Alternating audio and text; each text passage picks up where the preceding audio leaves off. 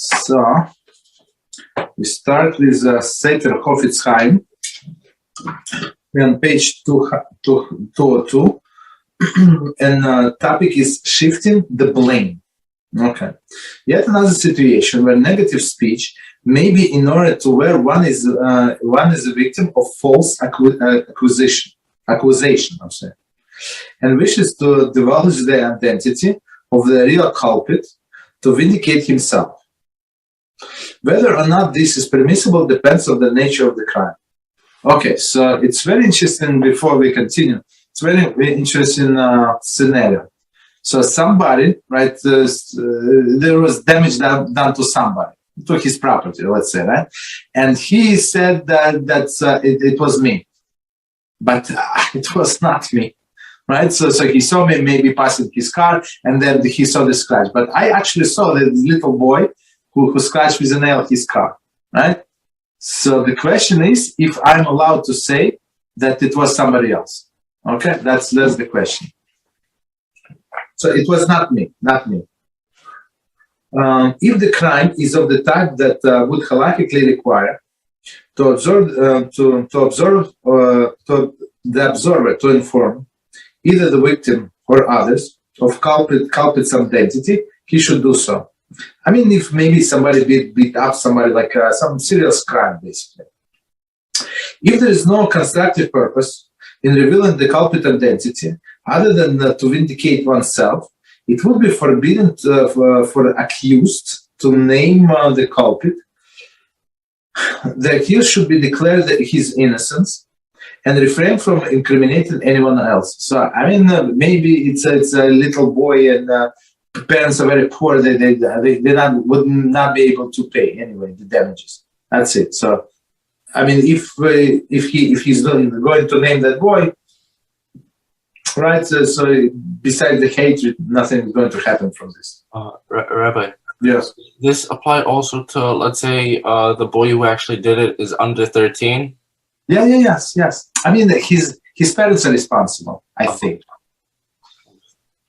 You understand? So.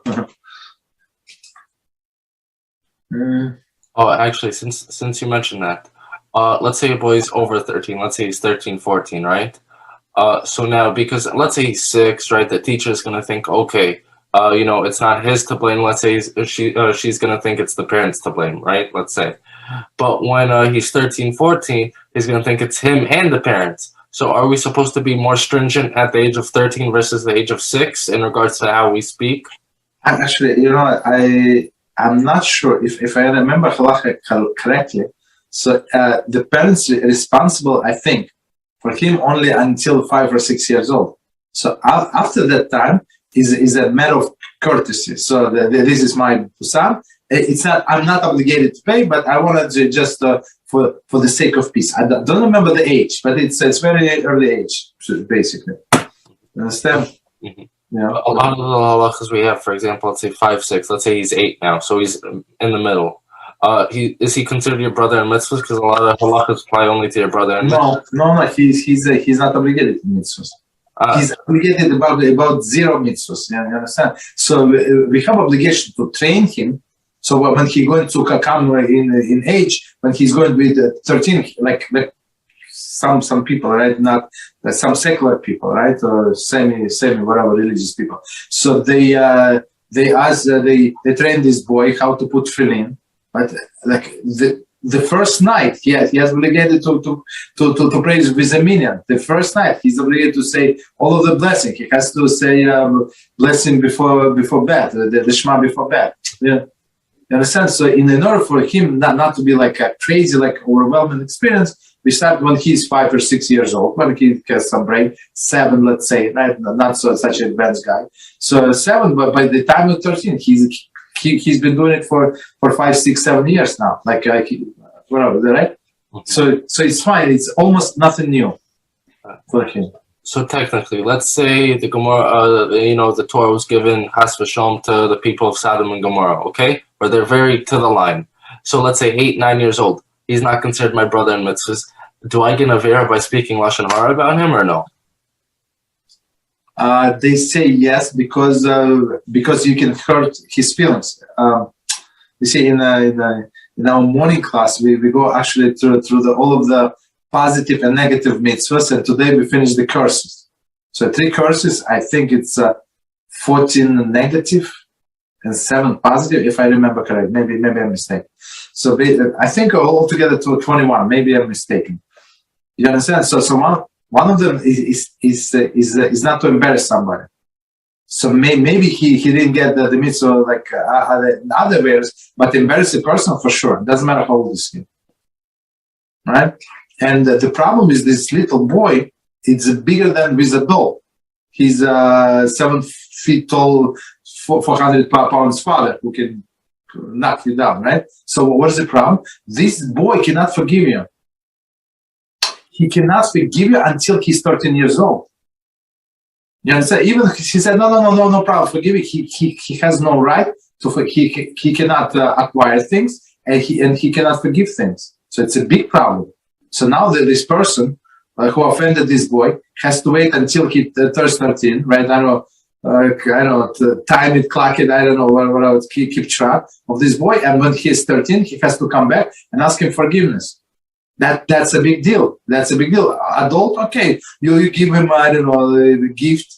You give him a gift card to, I don't know, like Visa for $250. He's happy. Okay, whatever you did to me, I'm fine. You take him to a restaurant. You send him a basket of food or something like. Okay, he forgives. But this little boy, even if he wants, he cannot.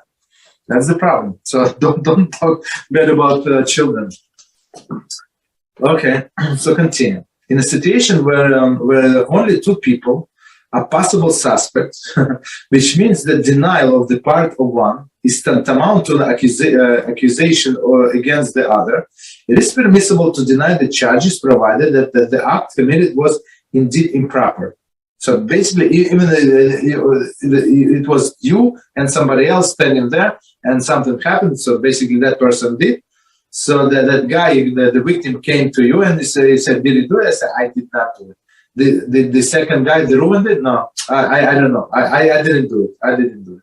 That's it. So I mean, what can you do? However, if the alleged offense was, in fact, an innocent statement or action, the accused should not deny it. Right? Denial would implicate the person who is in this case guilty of no real crime. So maybe somebody said something. Okay, so let's see. The Midas Hasidus, measure of piety, accept the blame in all cases. Is Midas Hasidus, not obligatory to accept the case of guilt. Just one second. Blame in all cases, unless reveal an identity of the guilty party. So a constructive purpose. Maybe that boy is that person is going to stop. Right? He's doing it in our neighborhood for a long time. So also, one should not accept the blame for an act which reflects badly on a community. So now they would think bad about the Jews or this kind of Jews, that kind of Jews. That's the problem, right? Just one second. Yeah. So what's it called? Let's say, why aren't I allowed to say, let's say they think it's me unless I tell it's the other person, right? My blood is redder than his, and he actually did the crime, so let me give it on him. No, but it would be Lashon Hara about that person. So they say I did not do it. So I give you this example. I think we will learn this. Let me finish just one line, and we're going to do an example.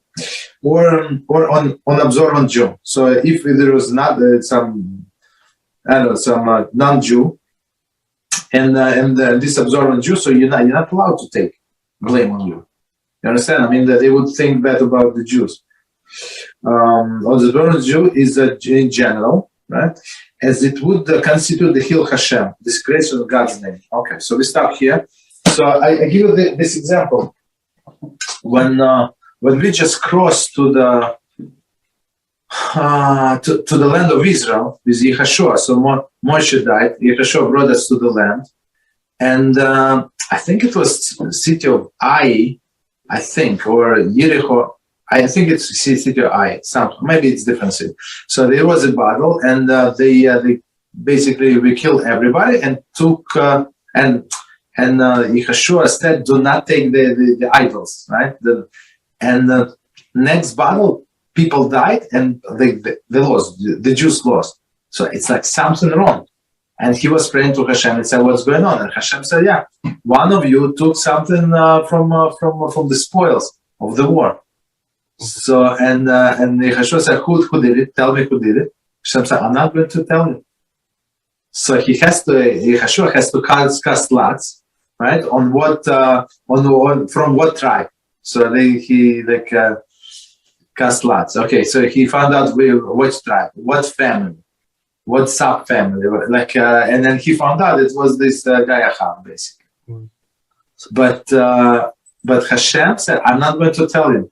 I don't want to be the moister, the one who brings the victims, right? So same as us. I mean, there are a few people say, I did not do it. So I have a question for you then. Let's say there's an Adam Gadol, okay? And has for Sholem, he's getting framed for a crime that was done by another person, right? And he knows who this person was. And this guy's, this rabbi's Torah, he gives the psak to all of Am Yisrael pretty much, right? So if he doesn't say anything, they're putting him in jail and he can't write any more psak. Is he allowed to say who it is? But he can say, I did not do it. I didn't do it. Why should I'm not working for you. Just go look for somebody who did it. But you see, in a civil law, it's not so simple, right? So if you know the information and you withheld this information from police, they can prosecute you. Simple, right? I think it's like maybe 3 or 5 years in prison. It's a serious sentence, just for not telling the information to police, right? So it's a serious sentence, but there, I don't know. You see, Hashem protects these people with very serious protection. Like he protected the Yitzchak from this Esau, in order not to eat not kosher. So he's going to protect them. That's what he does. Okay, continue.